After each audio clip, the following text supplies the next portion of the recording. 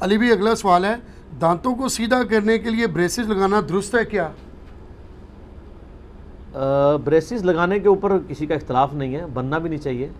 اس سوال کی مجھے سمجھ نہیں آئی ہے، میرا خیال ہے وہ شاید یہ پوچھنا چاہ رہے ہوں گے کہ اللہ نے اگر کسی کے ٹیڑھے دانت اگائے ہیں تو اس کو اللہ کی تخلیق کو بدلنا نہیں چاہیے۔ جی تو یہ بات پارشلی تو درست ہے، لیکن یہاں پہ فٹ نہیں ہوتی۔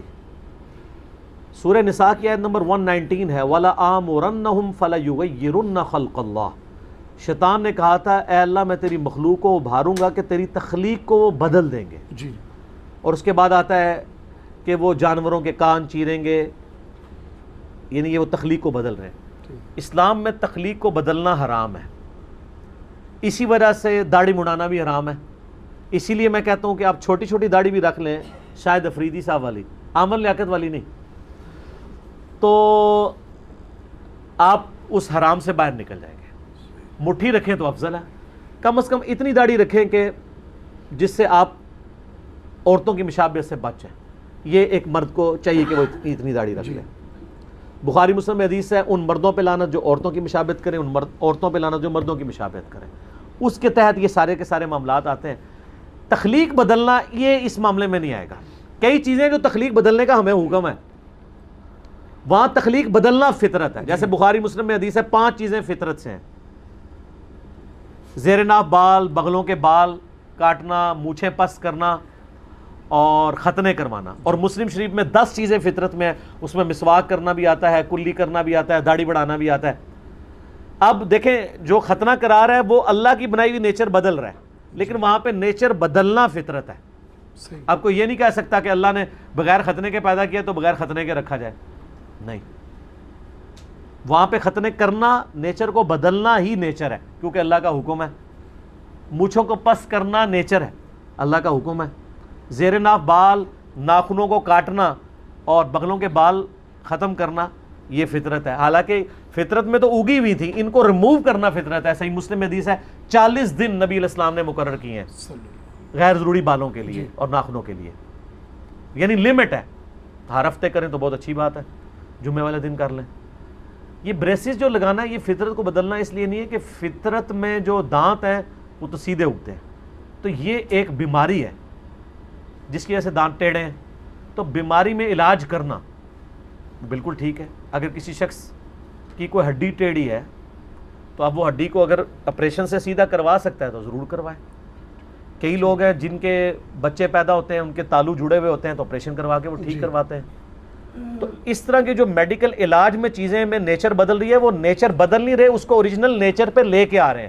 یہ طریقہ علاج ہے، اور علاج تو صحیح بخاری میں حدیث ہے، نبی علیہ السلام فرمایا اللہ نے کوئی ایسی بیماری نازل نہیں کی جس کا علاج نہ ہو، اور جب وہ جو اس کی دوا نہ ہو، جب وہ دوا اس بیماری کے موافق آتی ہے تو اللہ کے اذن سے شفا ہو جاتی ہے۔ یہ تو صوفیاء نے ایک مشہور کیا نا، علاج کرانے کی ضرورت نہیں ہے۔ میں نے تو یعنی ابو داؤد، ترمذی، ابن ماجہ سے حدیثیں پیش کی ہیں کہ نبی علیہ السلام نے علاج کا حکم دیا ہے، علاج کروانے کا، اور آپ خود بھی علاج کیا کرتے تھے شہد کے ذریعے اور باقی چیزوں کے ذریعے۔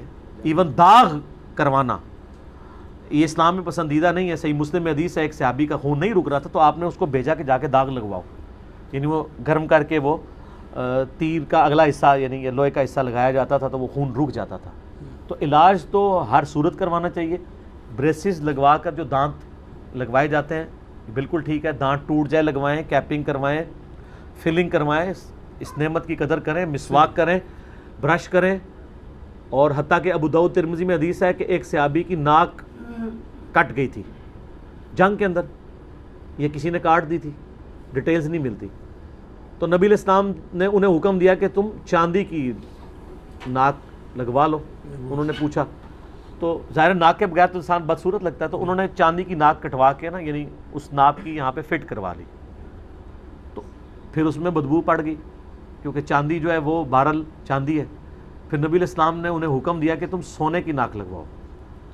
سونا آپ کو پتہ ہے ایسا مٹیریل ہے، اس کو آپ 10,000 سال کے لیے بھی زمین میں دفن کر دیں، کہیں پہ کریں، نہ اسے زنگ لگے گا نہ یہ خراب ہوگا۔ اسی لیے تو کرنسی گولڈ میں ہے۔ گولڈ میں کرنسی کیوں ہے؟ اسے زنگ نہیں لگتا۔ اور گولڈ کی کتنی اور اللہ نے ہر ایلیمنٹ میں نہ کوئی ایک چیز سپیریئر رکھی ہوئی ہے۔ جیسے فروٹ میں لکڑی میں دیودار، جی دیار کی لکڑی، جناب آپ دیکھ لیں ہمارے گھر کی چھتیں 50-60 سال پرانی ہیں، آج بھی لکڑی اسی طریقے سے ہے، بالکل اگر وہ صحیح طریقے سے لگائی گئی ہو۔ یہ آپ انگریزوں نے جو لائن بچھائی ہوئی ہے، کئی علاقوں میں ابھی تک وہ سلیپرز اس کے جو ہیں لکڑی کے ہیں، جی کچھ بھی نہیں ہوتا اس کو۔ اس طرح جو میٹلز ہیں نا، اس میں سونا ایسی چیز ہے نہ اسے زنگ لگتا ہے، اور حتیٰ کہ یہ 100% کنڈکٹیو بھی ہے، یعنی اگر سونے کی تاریں ہوں نا تو بجلی ضائع نہ ہو۔ ابھی جو کہتے ہیں 40% بجلی ضائع ہو جاتی ہے پہنچتے پہنچتے، تو ان کو مشورہ دے دیں کہ سونے کی تاریں، ویسے مذاق کے طور پر، تو تاریں ضائع ہو جائیں گی اے مسلمانوں، ہاں مسلمانوں کے ملک کی تاریں ضائع ہو جائیں گی، صحیح گل ہے۔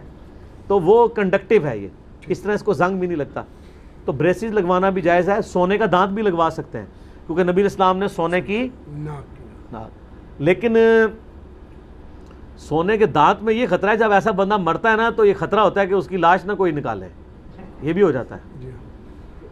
تو اگر اس طرح کا خطرہ نہیں پھر تو اس کو ویسے ہی دفنا دیں۔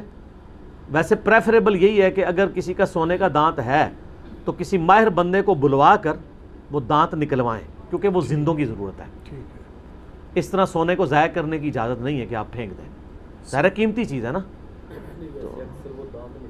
نکلوا لیتے ہیں۔ اچھا نکلو، خیرات کر دیتے ہیں۔ خیرات نہیں کرنا چاہیے، وہ وراثت میں تقسیم ہونا چاہیے، جی ہاں خیرات نہیں کرنا چاہیے، کیونکہ مرنے کے بعد وہ اس کا مالک نہیں ہے۔ چلے اچھا ہو گیا، آپ کی برکت سے یہ مسئلہ پتہ چل گیا۔ تو آندہ کوئی خیرات نہ کیا کرے، مرنے کے بعد وہ اس کے ورثاء کا مال ہے، مقروضوں کو ادا کریں۔ ہاں سب سے کنسنسس کے ساتھ پوچھ کے آپ خیرات کرنا چاہتے ہیں تو ضرور کریں، اور صرف اسی کو نہ کریں، جو اندر سونا جوڑا ہے اس کو بھی خیرات کریں اگر اتنا شوق ہے کرنے کا، وہ اس کو ضرور کر رہے ہوتے ہیں۔ اسی طریقے سے مردے کے جو کپڑے ہیں نا وہ بھی لوگ استعمال نہیں کرتے، جی وہ خیرات کر دیتے ہیں، تو اس میں تو کوئی مسئلہ نہیں، آپ کر سکتے ہیں استعمال، ضرور کریں، یہ نخرے چھوڑ دیں۔